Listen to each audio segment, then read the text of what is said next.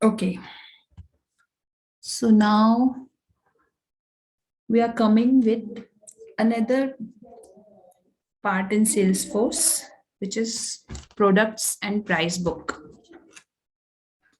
Now, what exactly the products means in Salesforce? Like if you have a business, right? So what for what or on what basis you're running a business? You want something to sell and something to purchase. So you want the exchange of what? Exchange of products. After selling or purchasing, then you provide the services. So that comes in the service modules. But what exactly how we are managing the products in the Salesforce, how we are basically dealing with the Salesforce, we will come in this section. So what is the product means? Product in Salesforce is a service or item the company sells to the customers. Whatever services and items the company are selling to the customer, that is a product. After defining the products, you can associate them with the prices you have established in the price book. Right. So every product has their own price also. So how we can manage in the system with the help of the price book. In the Salesforce language, we tell them as a price book. So with the help of the price book, we are actually managing and dealing the prices. Because sometimes what happens, like we have started selling the products, and then after 1 month or 2 months, we want to create a discount in our products. So the price would be different, right? So we can then change the prices of the products with the help of the price book. This we also need to define in the system. We will see how we can define it. Then products are available through a related list on the opportunities tabs. So if I'll show you any opportunity, see here, yeah, this is an opportunity.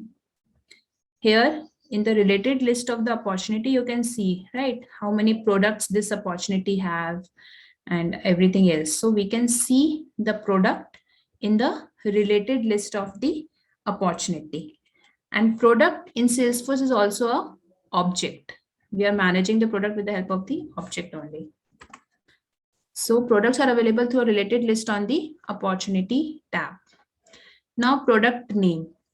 It is a required field which is used to describe the label of the product. Whenever you are creating a product, this field should be named, how the product name should be given. The name should be given in a way so that it is easily recognized, because yeah, in real life scenario, we have millions and millions of products. So we can determine the product with the help of their unique identification name. Now, what is product code?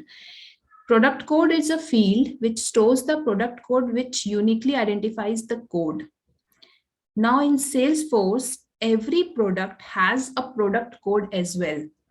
Why we are dealing with the product code? Because it also helps us to uniquely identify the product. Sometimes what happens, we have, let's say, cosmetics. So we have n number of products for cosmetics, right? But if we can define, like for this cosmetics, because product name would be different for each items for cosmetics, but if we can define, like for cosmetic products, we can use some particular amount of product code, then it would be easier for us to recognize them in the system. So that's why we are dealing with the product code, which is also unique, identifies the code. And it can be numeric or it can be a mix of digit and alphabets. When we create a product, we need to define the product code as well, and so this can be both. It can be the mix of digits and alphabets. And active, which is active checklist field, which we will discuss.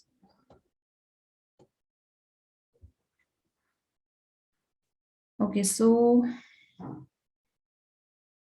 product family. What is product family? First we will discuss what exactly it is, then we will go in the real life scenario. Now, what is product family? It is a pick list field which is used to categorize the products. This is also a product family. It's basically a pick list field which we need to categorize the products, like what exactly this family belongs to, in which categories it belongs to.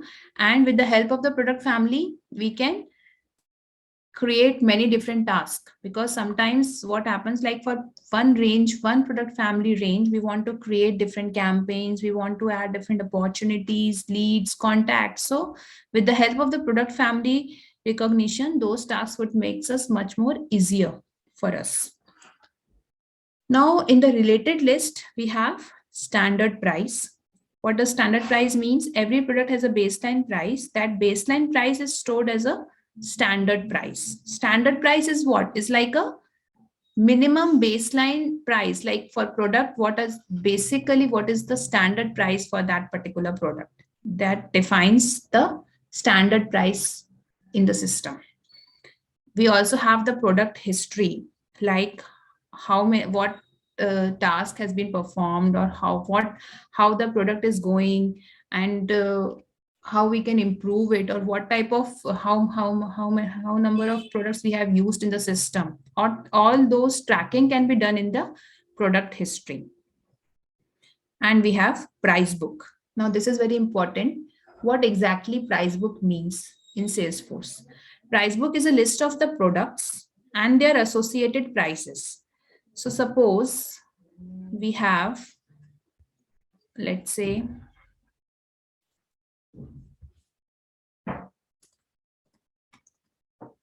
we have a product,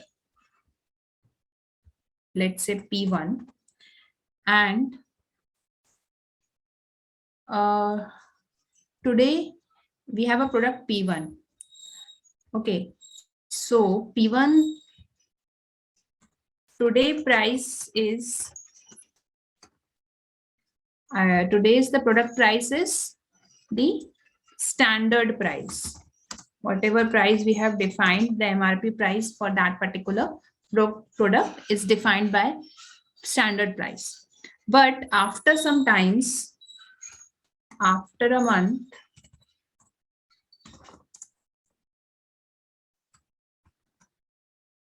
we want the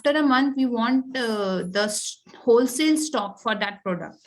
So then we can't sell it on the standard price. Then we have to maintain the wholesale price.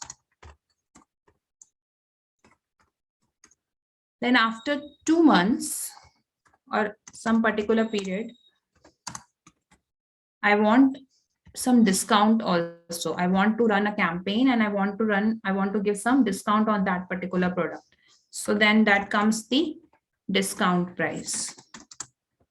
So for single product, we are managing different prices, right? We are managing different prices. Like for single product only, we have sometimes standard price, wholesale price, and discount price. So how to manage these prices?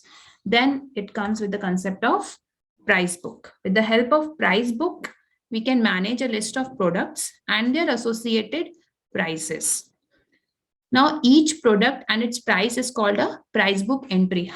Each product with its own price, like here, each product with its own price, we can call altogether a price book entry for that particular product. The price book will provide a list of the products and the different prices for the products. Salesforce will provide standard and custom price books. Yeah, Salesforce by default have standard as well as custom price books, which we will see. Making it too easy, have multiple prices for a product. So let's go to our org and first let's create an opportunity. Okay, how we are managing our products. How we can say how to manage a product means how to sell a product. How to sell a product is like we have some opportunity, right? Which we have seen also. Every opportunity is linked with a product. So opportunity and product, there is a relation between them. When we have an opportunity, then only in that opportunity we can associate different products. So first create a new opportunity again. Let's say Parexel only.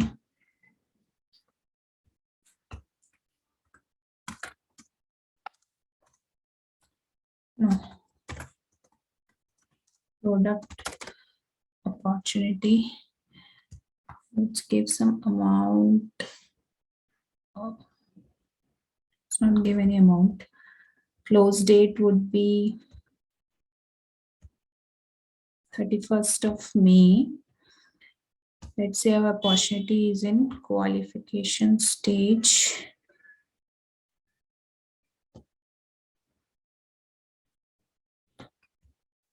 Let's give some order number. And our lead source would be web. Okay, let's save it. Now we have created an opportunity. These are the detail tab. Now here I don't have any product yet, which has been linked for that opportunity. Okay, so let's create a product. How to create a product first? Let's go to product tab.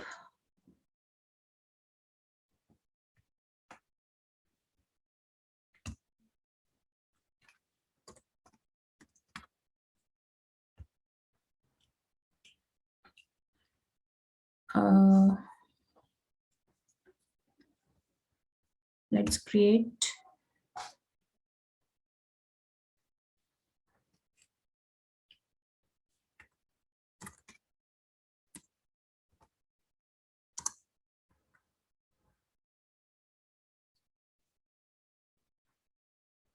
Nykaa product. So when we are learning about the product, they are asking me what? First, I need to give the product name, which has been unique. Then the product code. This I can decide on myself. Let's say P001. Let's give the product code.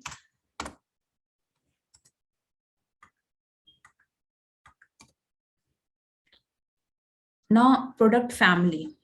As such, in the system, we have not defined what family it belongs to, but if we have defined, we can also provide some product family, what type of family this product belongs to. And let's make it active. Again, create one more product, which is silicone product, or just silicone. S001. Let's make it active and save it.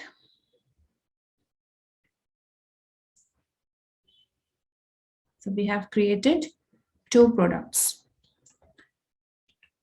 Okay, now to create in every product, we have to assign the price book as well. Like for each product, we have different price books, right? So when I go to the products,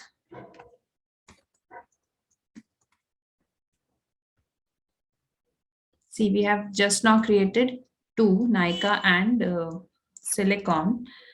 And for them, when I select any product, suppose I select silicone, it is showing me in the related list the price book. So let's create a price book for silicone first.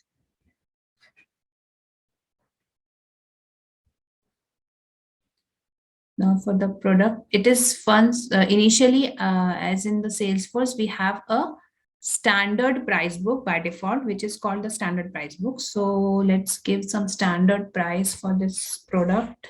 Let's say 15,000 for this product and save. So I have created one price book, standard price book for my product, but I want more.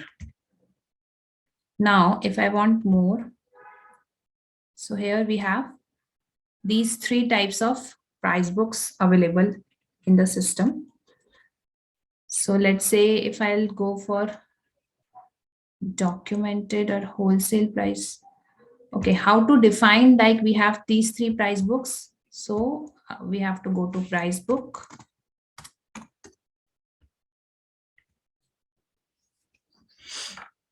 Click on new. See here, I have already created 3 price books. It totally depends on you how many number of price books you want in the system. Because to attach a price book in the product, first we need to create a price book. So we have already created it. That's why it is showing in the product that price books. If you want, I can add one more, which is called as discounted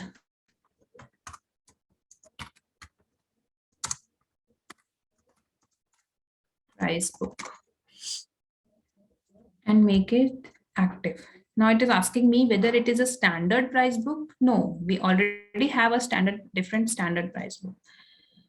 You can give the description and just save it. When I save it,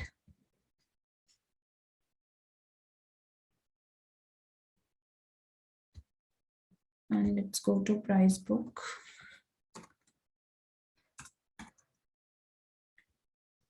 So now I can see I have 4 different price books which I can assign to my products.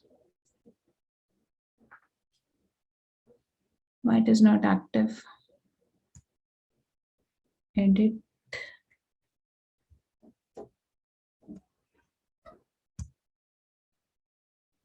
Okay. Now let's go back to my product.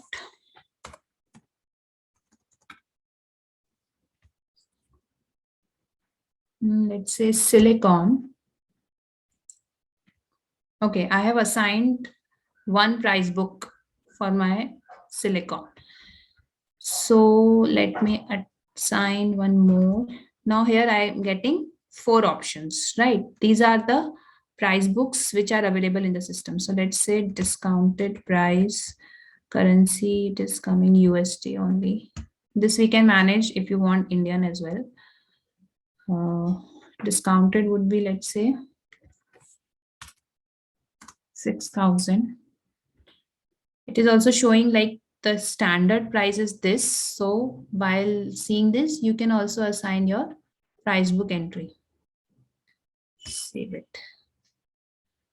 So these are the 2. Let's add one more price book, which is called as wholesale. So in wholesale, how much price we are giving for that product? Let's say 10,000 and save it. So now what happened? These 3 price books I have assigned for this product, different price books for silicone. Now let's assign another product, because our main goal is what? We need to assign the products for the opportunity, right? We have created an opportunity, product opportunity. And for the product opportunity, we need to assign that in this opportunity, how many products is there. So here we are giving the options, add products and choose price books. But before that, before assigning the products, first we need to create the products, and first we need to create the price books, and then need to assign the price books to those products, which we are doing. So our another product is Nika. Let's assign some price books over here as well. Standard price would be 20,000.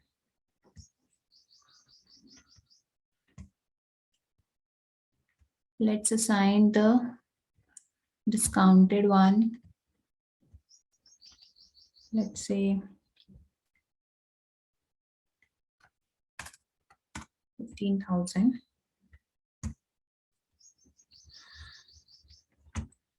And the wholesale would be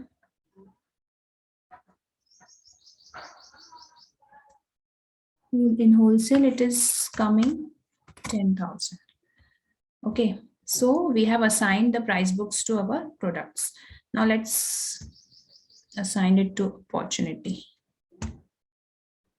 Now here, one important concept.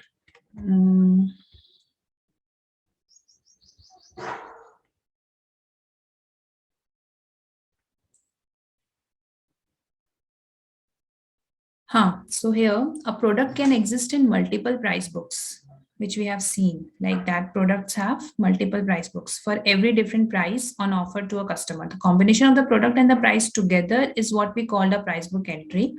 And we have these two price books, like standard price books, which has already been defined in the system. For the standard price books of all the products and services your company sells, it is already present, and the new products can be added to it using the related list present in the product table. And the custom price books, which we have already created just now, the discounted one, or any sort of custom price books you want. Like these are the additional price books created as per the requirements of the company. The price for each product in the custom price book may be different from the price in the standard price books, and the price for the same product in each custom price books does not need to be the same.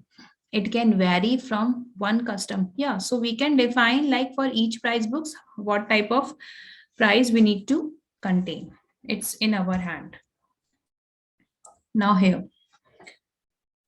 let's say, okay, so what I'm telling here is we have created opportunity, we have created products, we have created price books, and we have assigned the price books to those products.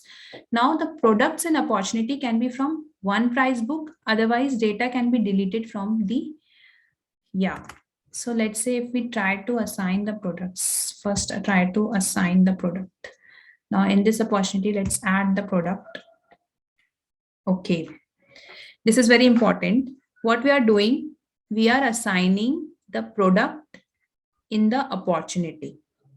Okay, so we know, like, we have created two products, and for each product we have 4 price books.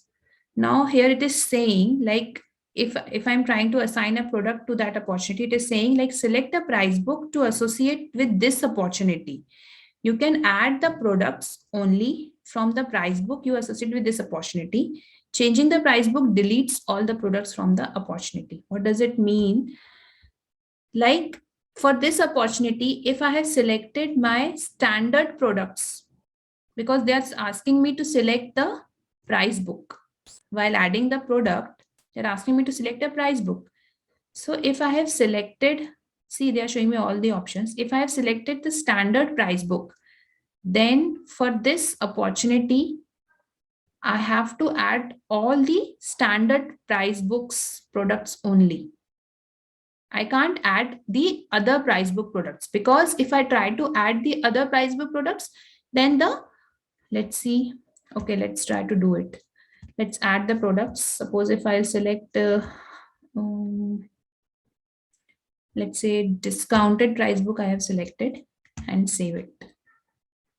Okay, so these are the two products which I'm coming under the discounted. So I'll add these two in my opportunity. Next, now they're asking me the quantity. Let's say 200 and 300. Here, the sales price is what price? It's a discounted price for a single product. Now we are giving the quantity and save it. So see, here in this opportunity, we have now two products with their quantity and their price. Let's see what comes in the detailed page. Okay, now you can see, like, in the detailed page of opportunity, these are the fields. In the detailed page of opportunity, the amount, how it is calculating, the amount and the expected revenue, how it is calculating, they are basically doing multiplication of these two and then adding. While the calculating this and this multiplication and adding, they are calculating the total amount. So this is the total amount which we are getting while for these two products. This is one thing. Now we have added two products of discounted price book. Now let's say if I want to add if I want to change my price book, I have first added for discounted, right? Now, if I want to change my price book from discount to, let's say, wholesale, and if I save it, see what they are showing. You have changed the price book for this opportunity. This action permanently deletes all the products from the opportunity. What does it mean? Like if we try to change the price book, we have already selected, previously we have selected what?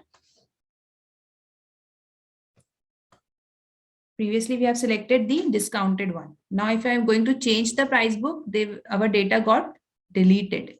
So we can't change the price book. It means between opportunity and products, we don't have many-to-many relation. We have one-to-many relation, in which one opportunity we have, like products and opportunity can be from one price book. So in between opportunity and products, between opportunity and products, we have many-to-many relationship, but between opportunity and price book, we have one-to-one relationship. For each opportunity, we can only have a single price book. We can't select two different price book products for each opportunity. So for each opportunity, we have one-to-one relationship between price book. But for opportunity and product, we have many-to-many. Like a product have many opportunity have many products, and a single product would also have many opportunities. So products in opportunity can be from one price book, otherwise the data can be deleted. So if we try to change the price book in the system, then the data got deleted. From where? From the junction object. Here opportunity is the junction object between the price book and the products. So products and opportunity can be from one price book, otherwise the data can be deleted. If we want to sell other price book in opportunity, okay, now if I am telling you, we have selected discounted one, right? If I want to sell now the wholesale, how to do that? So for that, we need to create the new opportunity. We can't use the single opportunity for different price book. We need to create a new opportunity. We need to create, then we need to add those wholesale products in that opportunity. So if you want to sell other price book in opportunity, then need to create a new opportunity. Similarly, many-to-many relationship between products and opportunity. So there's a many-to-many relationship which happens between the products and opportunity and products and price book, which we have seen, like single product have multiple price books and multiple price books have multiple products. Similarly, single product have single opportunity have multiple products. But one-to-one relationship we have between the opportunity and the price book. This question will be asked in interview, like what type of relationship exists between opportunity and price book. It's one-to-one, and we can't change a price book in the opportunity. So here also you can see in the details tab, these are not the editable fields. Other fields are editable, right? But the amount field, which is we are getting, how we are getting it? While calculating our product's price. So these are the not non-editable fields. All other fields are editable. So once we have added the product, once it has been calculated, then we can't edit it. We can't change it. That's why we can't change the price book as well in the opportunity. So until and unless product added to the opportunity, amount field is editable, and once it has been edited, we can edit the amount field.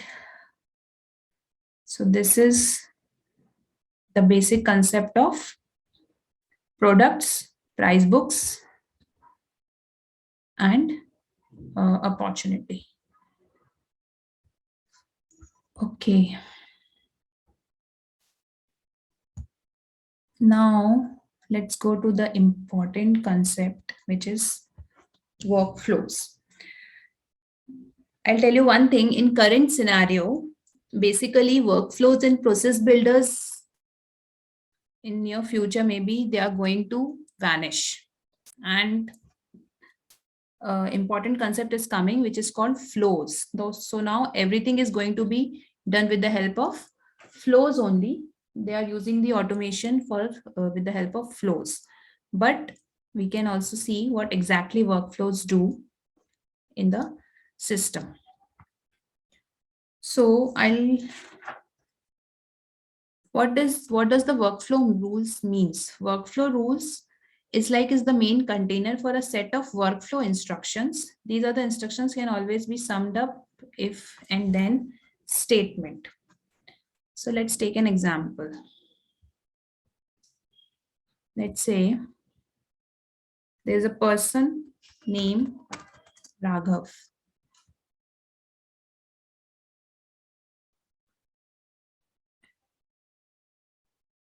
Okay. There's a person named Raghav whose age is greater than 15.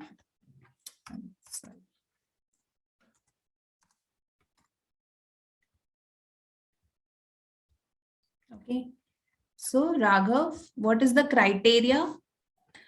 What exactly workflow do? See, workflow is like it's like a set of instructions. It is basically used for automation. If you want to automate anything, if you want to do sometimes of automated task, then we always use the workflow rules. So it is basically it's a container for set of workflow instructions, and these instructions can always be summed up within if and then statements. So workflow rules basically worked on the criterias. Workflow rules have two main components. First is the criteria. What does that criteria means? Criteria means like if that part, if and then statements comes under the criteria. So in other words, we can say it must be true of the record for the workflow rule to execute the associated actions. Like if something is true, then only the action will get executed. What something? The criteria, if it is true, then only the action get executed. So it is divided into two parts, criteria and actions. Now what action? Action means if the criteria is true, then what type of action we need to take it. So it basically contains two components, criteria and actions. And if the criteria is true, then they went into the actions.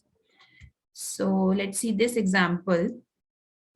Suppose this is a record.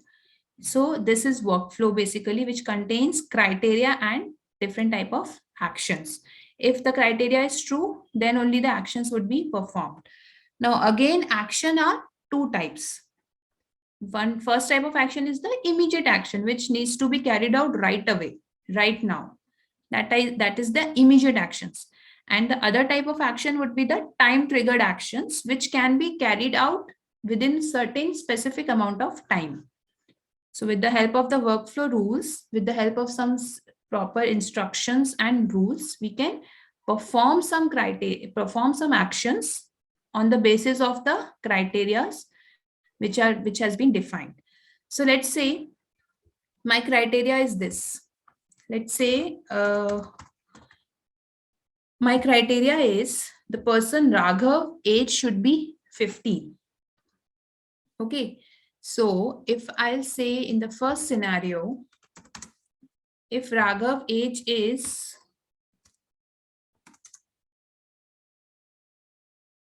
12.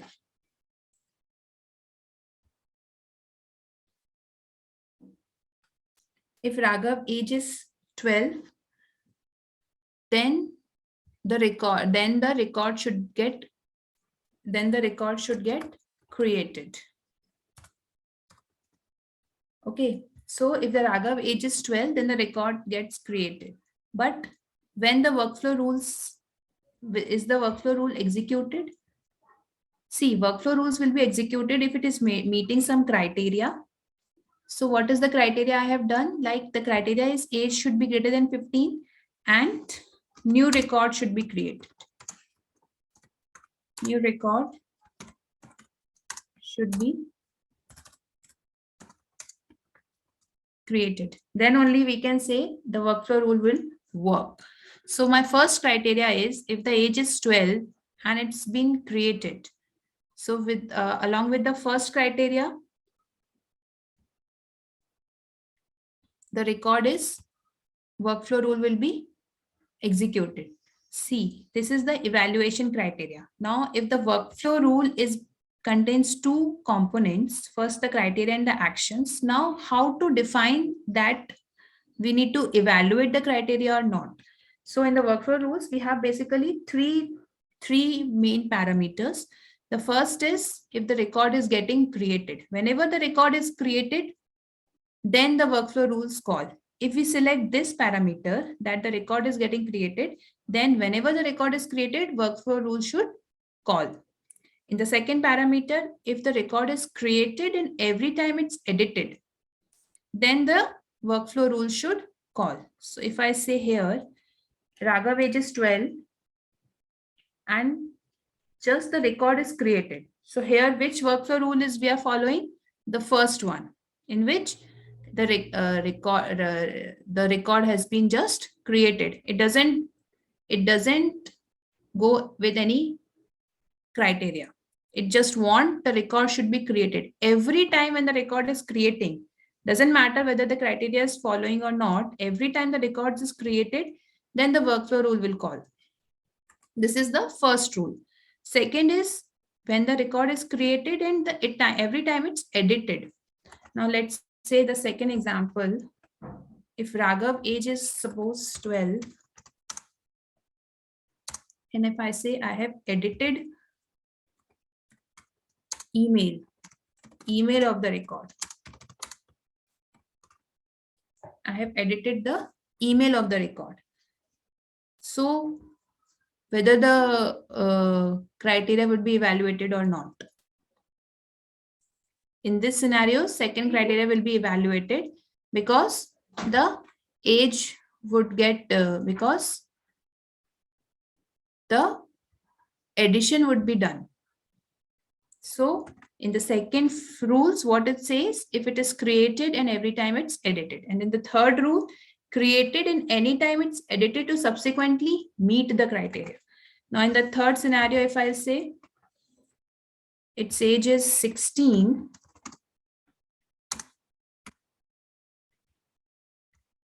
and edited email.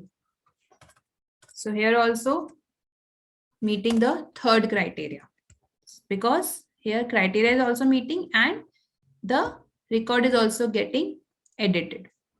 So now let's see the example, how it basically works in the org. Okay, one more thing. Whenever we create the workflow rule need to be select an object on which workflow rule need to be created. So whenever any rule we are creating, it should be done on any object, right? Like for that object only we perform some task. So for workflow rule need to be created for which particular object we are doing it. So let's say, just go back to our org. Go to setup, type workflow.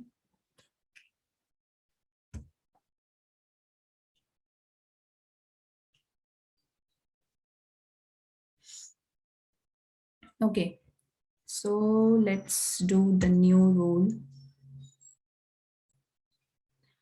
See here what I'm telling you earlier. Flow Builder is the future of flow code automation. You can use it, means they are just saying like flow is now using most of the time. So let's continue with workflows. Okay, now let's need to select the object. Now, what object we are doing it? So let's say if we go to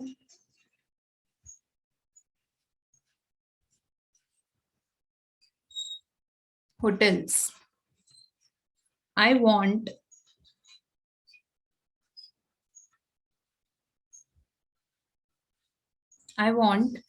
if the hotel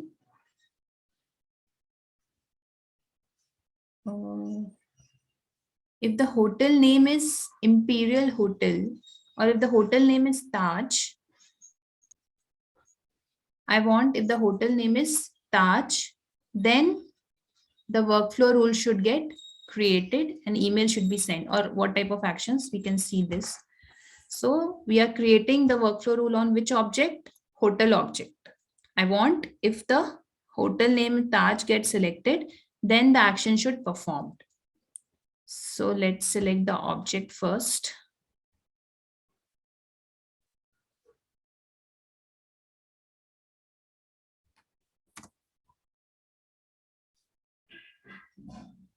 Yeah, it's a hotel. Next, rule name. Let's give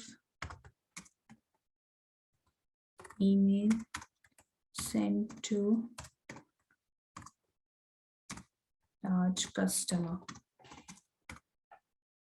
We have to define the rule name. Okay, now come the evaluation criteria, which I was discussing earlier. We have three criteria.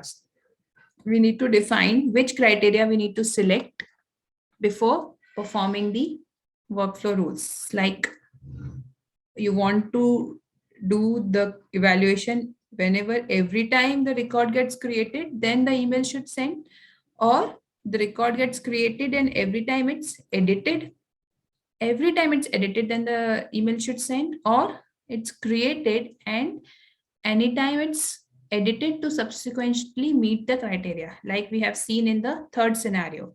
Here it's editing also and meeting the criteria, like the age should be greater than 15, so it's meeting the criteria and editing. So in this scenario, which scenario we want? So let's take first one. If it every time the record is created, we are sending the workflow rules. Now here also we have two options. Rule criteria. In rule criteria is like criteria are met or formula evaluates to true.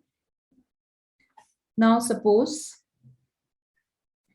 if I say that every time I want to evaluate the criteria, every time. So we can do also one thing, just type here true. Means this is the formula which we need to give. And when we just type here true, what it will do, it will just return true, like it will just return true for every scenario, and every time whatever is happening, we are calling the workflow rules. But this is not the standard thing to do. So let's go back to criteria met. So there we have two options. Yeah, or you can first do some criteria matching, or you can also give the formulas. Like suppose if you want to merge two fields, and whenever those fields values, suppose if you have revenue one, revenue two, and if you want the sum of these two fields, and if the sum should exceed some particular value, then only you want to perform the workflow rules. Whatever task you want, you can give the different functions we have, like we also see. uh, so all these functions we can use, and we can perform the rules with the help of the formula. With this field you can insert the field and you can insert the operator, like if you want the hotel, mm, let's say hotel strength name, if I'll say equals to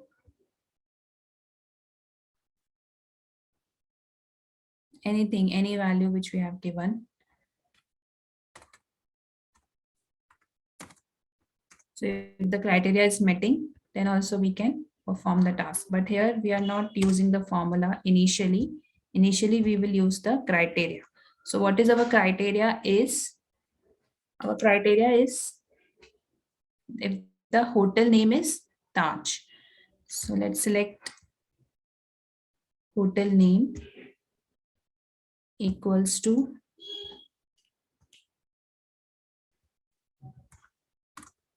Taj. If my hotel name is Taj, then the workflow rule should perform, should go into action. So just save and next.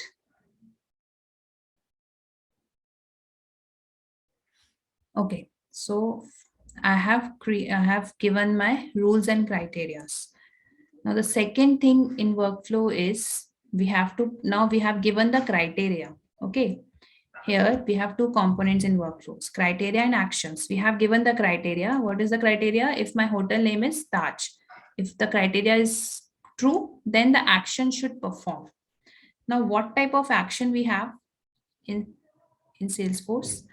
So in workflow, we have four types of actions which we use to perform. First is email alert. Email alert is like we are sending the emails to the recipients whom we want to send it. When we are sending the emails, when the criteria got met. When the criteria met, then only we are able to sending the emails to our customers. So let's do that one first.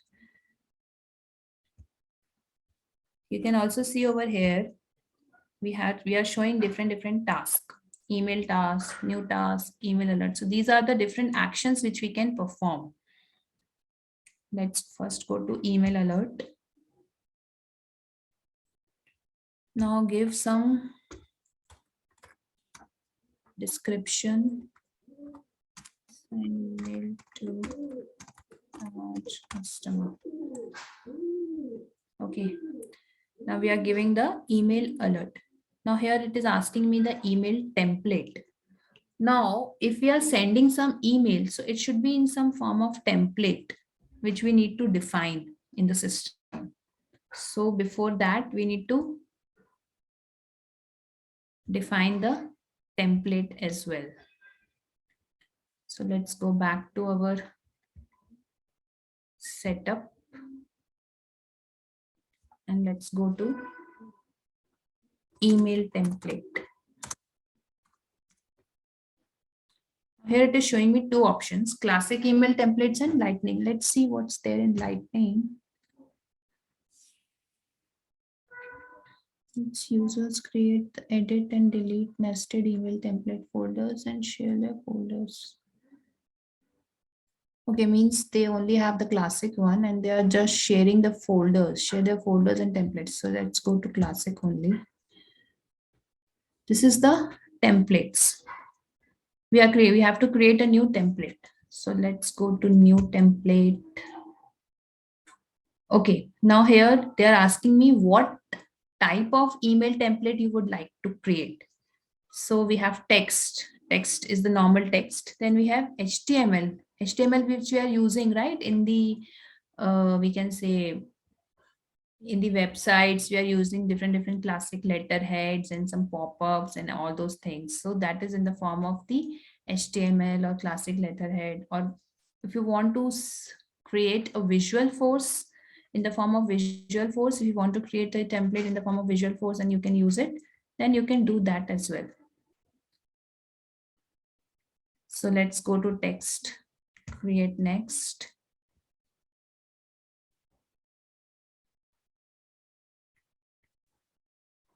Okay. So here, now I need to define my template name.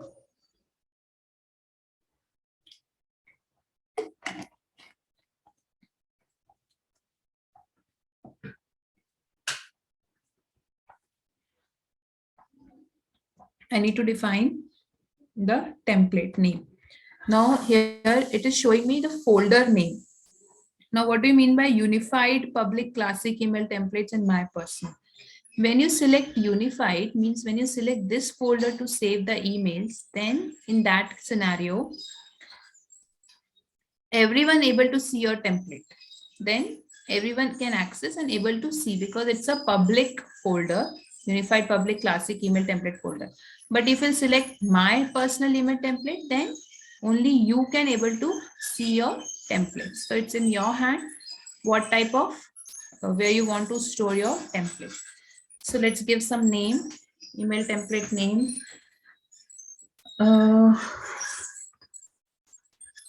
Email template name is like what type of email we are sending means for all Taj customers, there is one we can say there is one, let's say there is one celebration tonight at 9 p.m. So for that, we are sending the emails, like for all Taj customers, we are sending the emails in the form. So for that, we need to give some template, email template. This is for our sake. Let's say Taj customer notification. We'll give this name.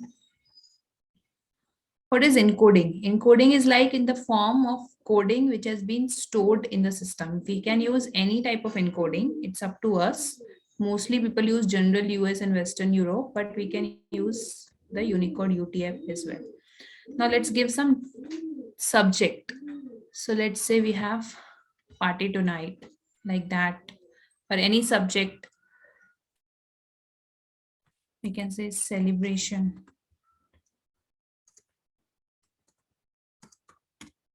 Celebration at Taj. And then the email body. So let's say hello, greetings,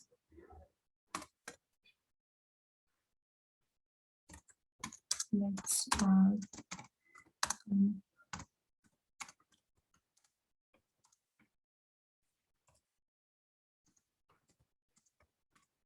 celebration today at 9 p.m.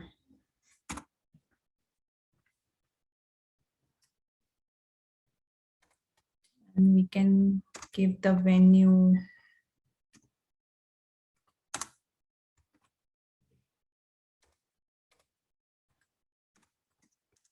Have a nice day.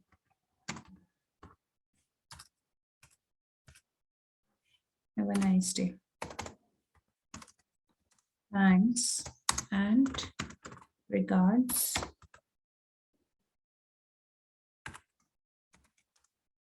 Admin team. Taj Hotel. Okay, now in this email, we are sending the email to our individual customers, right? So it's good we have written the email body, but if it's good if we can greet them with their name. So how to do that? There is a concept over here. See here, we have the merge field, select field. So when we do, suppose what fields we are dealing with? Hotel fields, right? So when you go to hotel fields and when we select the hotel, no, we want the, not hotel, we want the customer. So we wanted to select the hotel customer fields and then their name, hotel customer name, and just copy paste it and use it in your template over here. This has become now more general individual way, but otherwise we are not greeting individual person, but here we can also do that with the help of the Salesforce templates. So here, whatever name the customer has, we can greet them according to their name. Also in the venue, you can select the address. So just go up, select the customer, not customer, it's like hotel address we have to give. Select the hotel, then the address. I think we have not stored the address. Oh, address is there. Okay. So yes, Control C. And you can give the venue like this. Like let's all come together for celebration today at 9 p.m. and the venue would be this. And like this, we can greet our individual recipients. So our template is ready. Let's save it.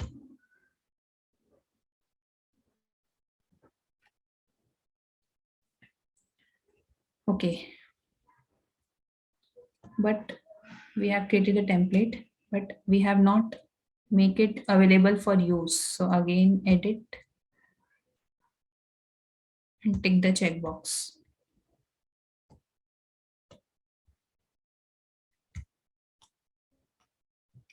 and save it. So our template is ready. Now just go again to email alert and try to select the template which we have just now created. Sorry.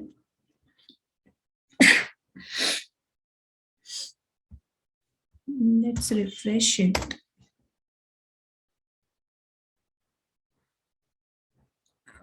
It's again gone.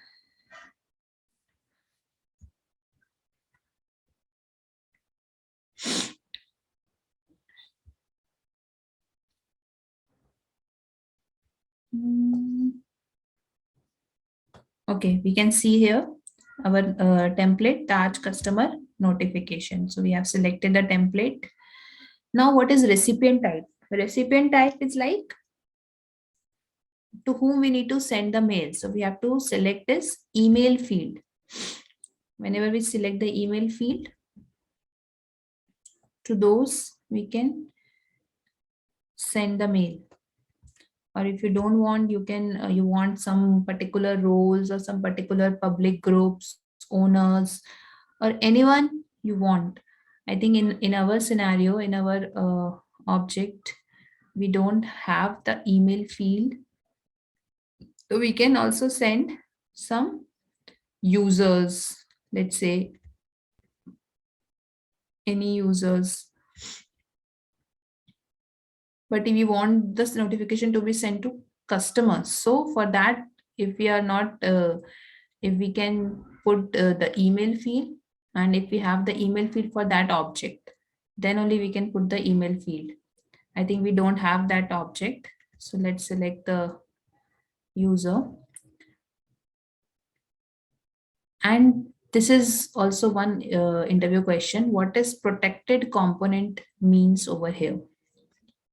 Okay, so protected component is like when you do the check, means suppose there is one org, in that org there is one package, okay, and in that package you have performed some workflows and some performed some task and everything. Now you want to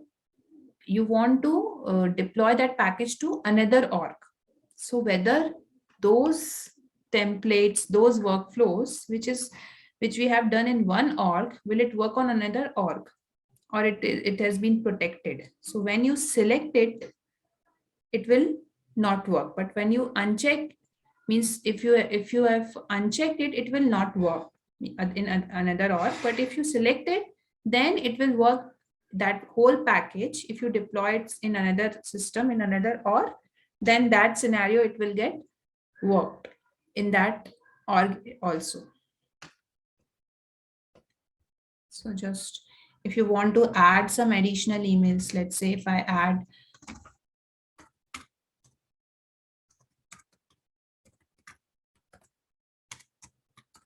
suppose apart from your customers, if you want to send some more emails, some customer support email teams or your staff email teams, so you can do that as well.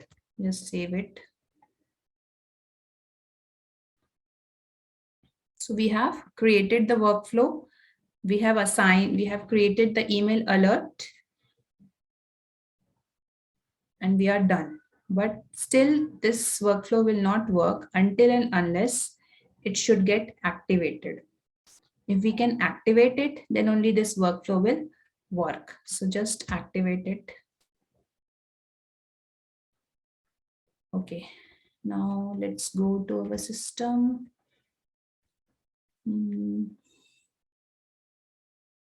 Let's create some customer.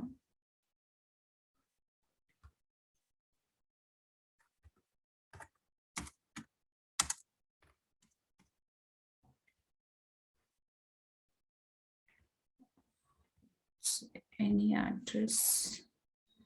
Now we will select the hotel named as Taj. So when we select Taj and when we save it, I should get a mail on my email ID if the workflow is working. So if the workflow will work, then a mail should pop up in this email. So this is the which action? Email action, in which we can send the emails to our customers according to our criteria.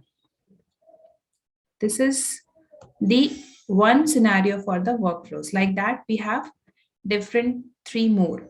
Like we have sent email alert to those customers. So in this, we have seen how to create workflows, how to create the actions, how to create the email template, and how to send the emails. Now, if you want to update a field, so what you need to do, again, just go to the workflow. Update the field is like, suppose uh,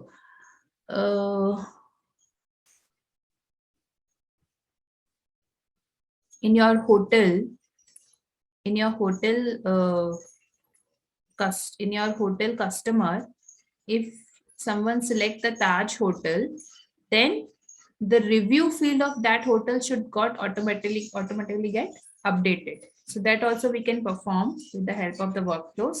How to do it? Just go here, edit it, and create another task, which is new field update. Okay, before that I need to create a field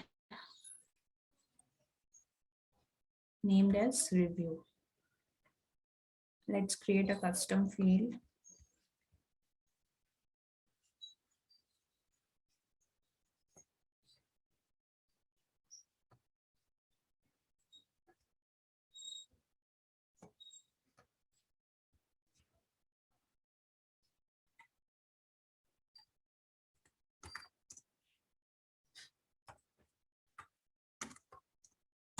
Let's say feedback.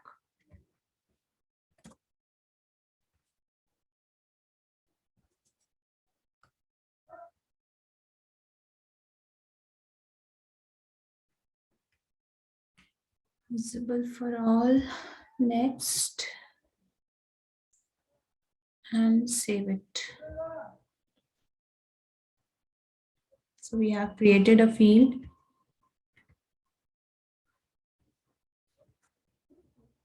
Feedback. So if the Taj got selected, then this field should automatically be updated. This we can also do with the help of the workflow.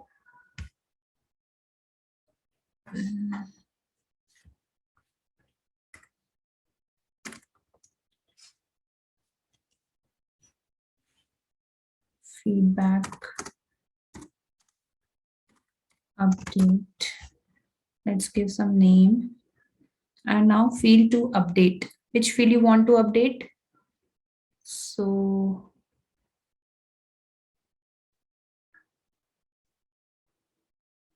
okay, we have selected hotel. So here object is hotel. So we need to then update the some field in the hotel only. So let's say if I'll put any field in the hotel, let's say review. I'll add a field in the hotel.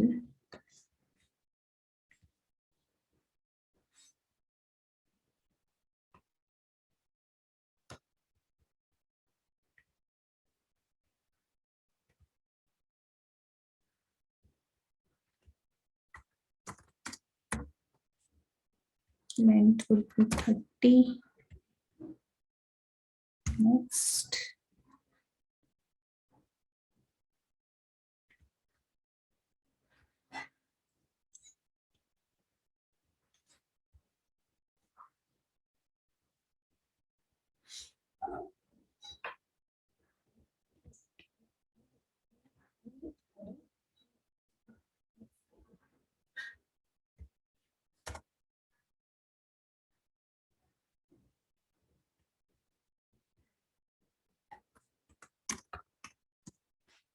Feedback update, and we can say review field I want to update. And what updation you want? Now here it is showing me text options. a blank value null you want, or use a formula to set the new value. So you can just give any formula or any quotations like we can say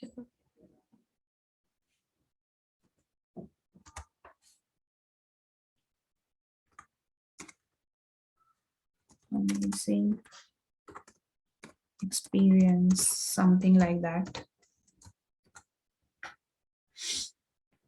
Okay, now what does this field means? Reevaluate the workflow rules after the field change. What does it means? Suppose here, when we are doing the email alert, what we are doing in the email alert, we are first checking the criteria. If the criteria is meeting, then the email has been sent. In the field update, again, we are checking the criteria. What is the criteria? The criteria is the hotel name should be Taj. If the criteria is meeting, then we are doing some updation of the field. So once the updation would be done, then what happens?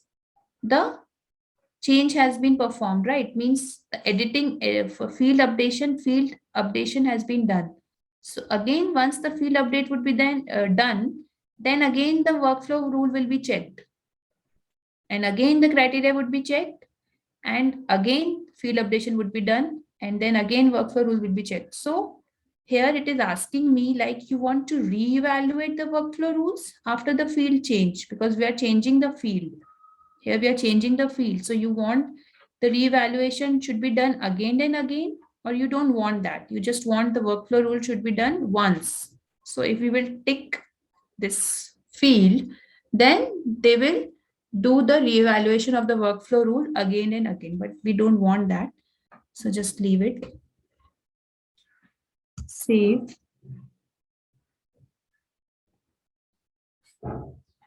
Done.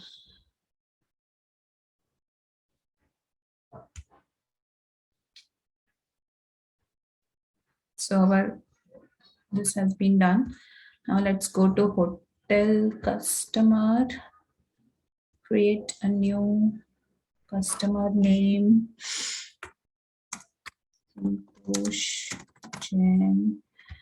Contact. No, we are not. We are creating the hotel name. We need to create hotel name. Let's say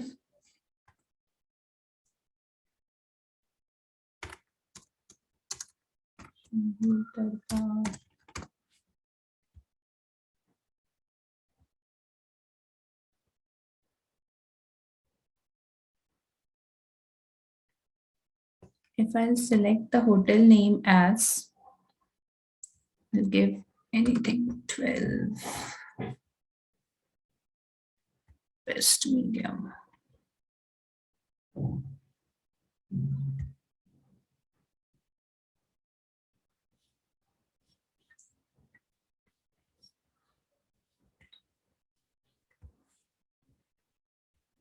One important thing as well in the workflow, whenever we create the workflow, whenever we want to evaluate it anytime, then we need to put the true in the formula. This, which I have told you earlier also, like we have two options like criteria and the based scenario. So whenever we want the evaluation to be done every time, then true need to be put in the formula section. Then only we can perform the workflow. So we have seen email alert, field update. These are the 4 tasks. So let's go back to our workflow.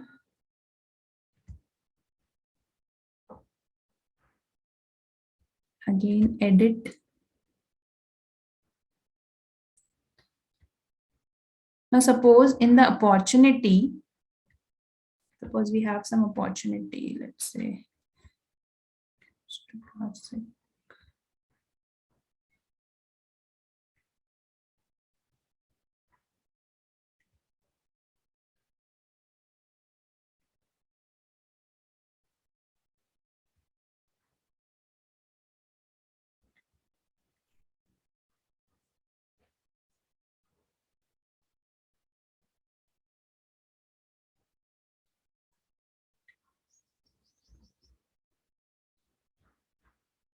for any opportunity, if you want to create some new task, or for any customer, like which we have created here, for our customers, if you want to create a new task, let's say Amit Shah, and here I want some task which need to be created. We can do it manually also, but if you want to do it automatically, like how to create a new task for that customer, that also we can perform with the help of the workflow. So you don't need to do anything, just go workflow action, new task. Again, now, okay, now we are assigning some task. So whom to assign this task? Let's say assign to anyone. What task you want? Let's say you want after 15 days, again the notification for reevaluation. Notification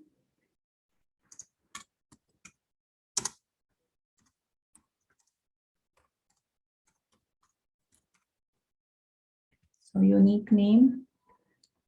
Now it is showing me due date. What due date you want? Let's say rule trigger date +3. What do you mean by this? Due date means whenever the workflow will get whenever the workflow will executed +3, that would be the rule trigger date, because we can't give a static date because we don't know when it will get executed, right? So we are just giving some scenarios, like if the rule trigger date +3 would be there, then only it should get executed, otherwise it should not. Status, let's say in progress.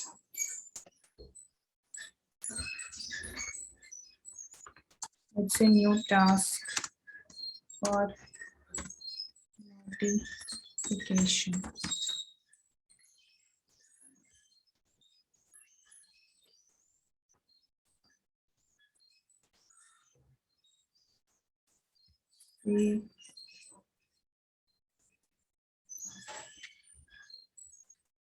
So like that, we can perform different actions. So when we go to our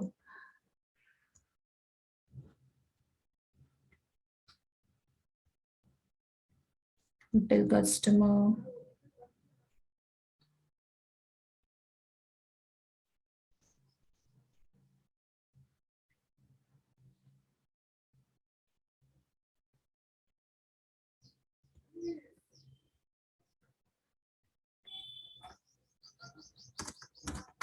let's say Charu, and you convert.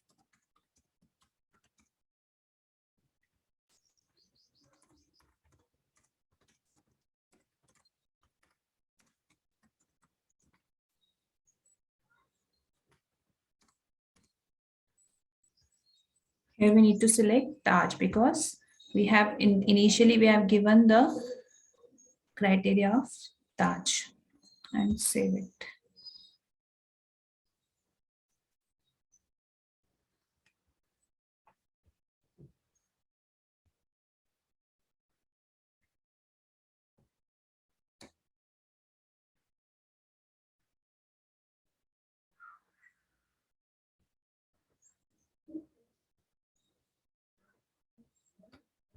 Is it our workflow rule is active? It's done. Yeah. So here what is happening? We are sending the email also to the customer, which we have selected.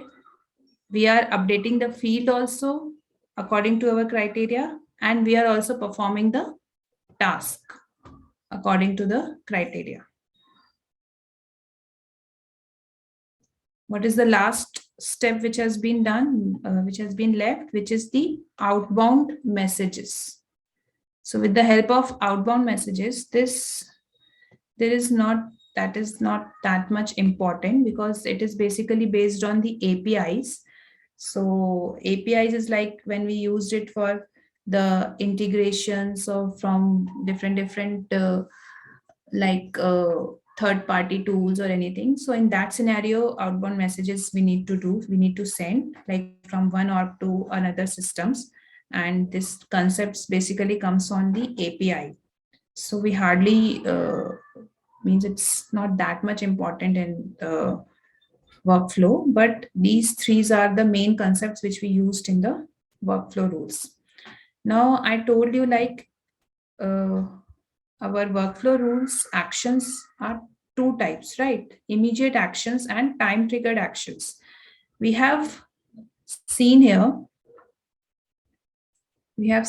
like all these things which we are doing it. This is the immediate actions which we are performing.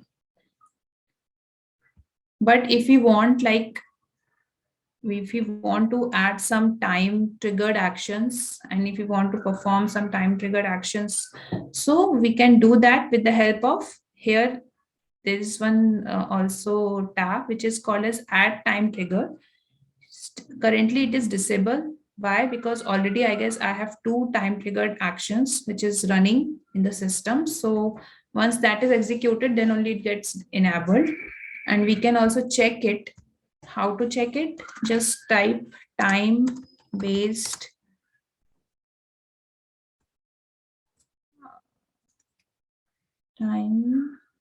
workflow.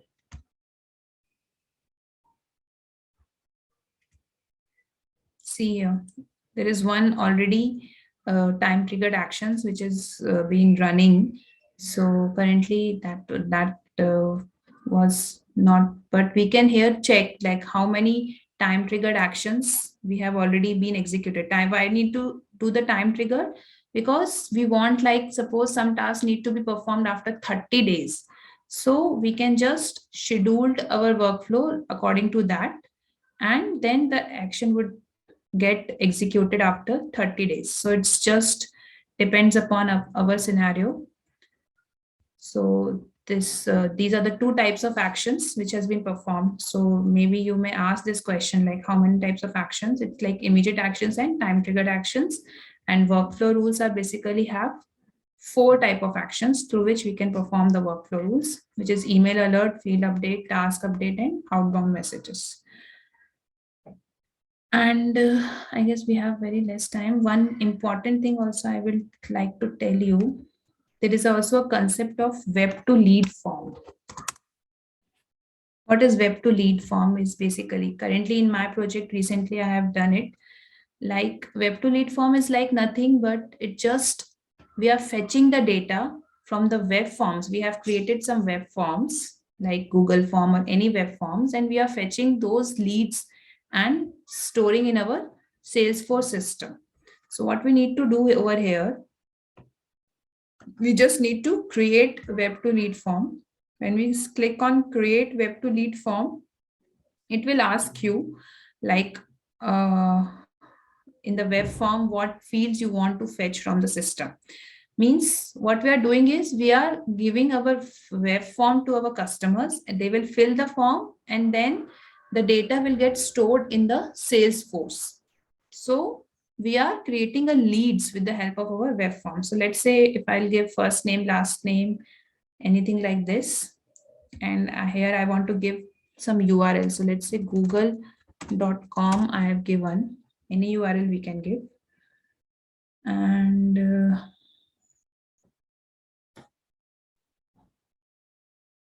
I don't want this. Let's say generate it.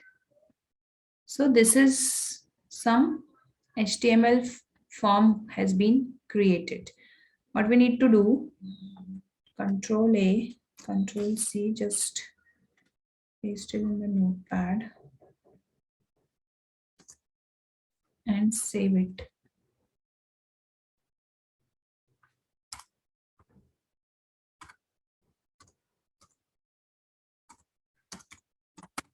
In the HTML format.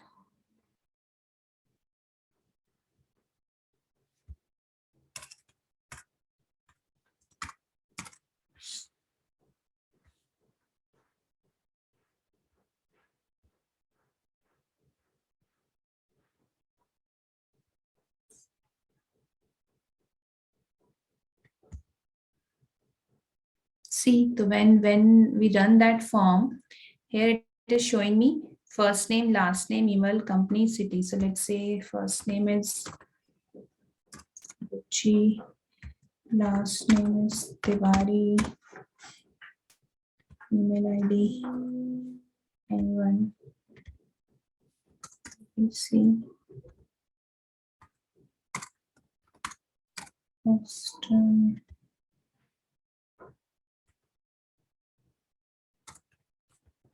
Submit it. So once we submit it, what happens? That data would get fetched in the system, in the Salesforce. So we can find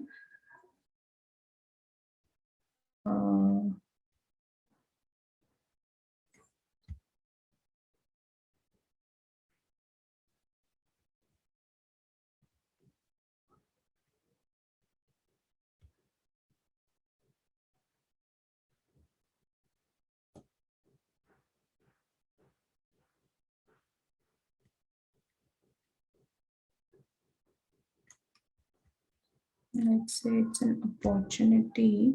It will be in the lead. Yeah.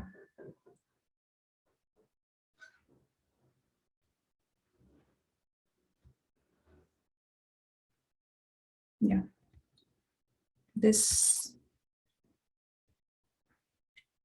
is the thing which we can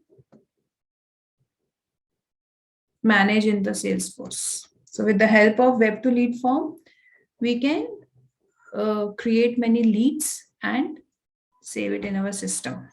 So that is also like very trending nowadays. Many customers want such things. So this is like a simple web form, but we can also fetch the data with Facebook. We want some Facebook leads or any other application leads. So we can do that with the help of web to lead form. So that's all, I guess, for today. Tomorrow we will learn some different things. Reports, dashboards is left, process builder is left. So we will discuss those things tomorrow.